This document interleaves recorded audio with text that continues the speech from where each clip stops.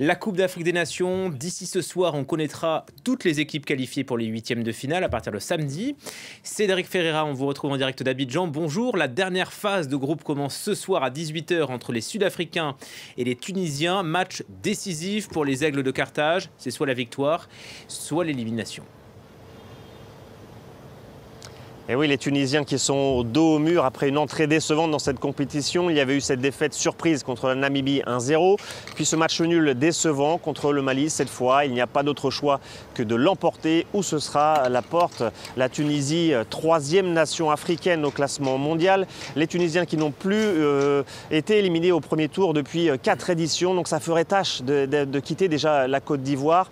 Le sélectionneur Jalel Kadri avait essayé de se rassurer ces derniers jours en faisant le parallèle avec l'Argentine, qui avait perdu son premier match de Coupe du Monde avant de remporter le trophée.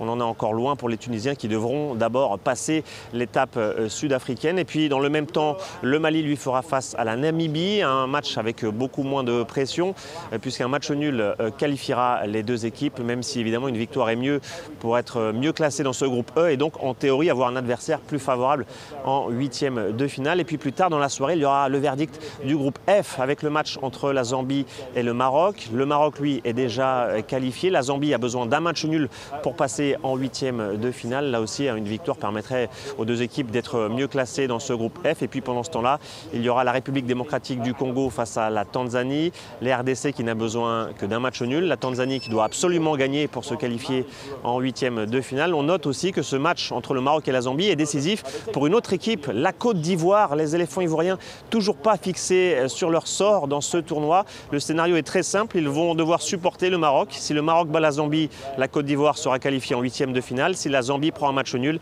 eh bien ça sera terminé pour les Ivoiriens. D'ailleurs qui viennent de changer de sélectionneur. Aujourd'hui un peu la surprise générale sans être fixés sur leur sort. Jean-Louis Gasset a été démis de ses fonctions. Il est remplacé par un ancien joueur, Emer Sfaé. C'est lui qui va désormais diriger la Côte d'Ivoire. Emer Sfaé qu'on avait bien connu en France lorsqu'il avait joué sous les couleurs de l'OGC Nice.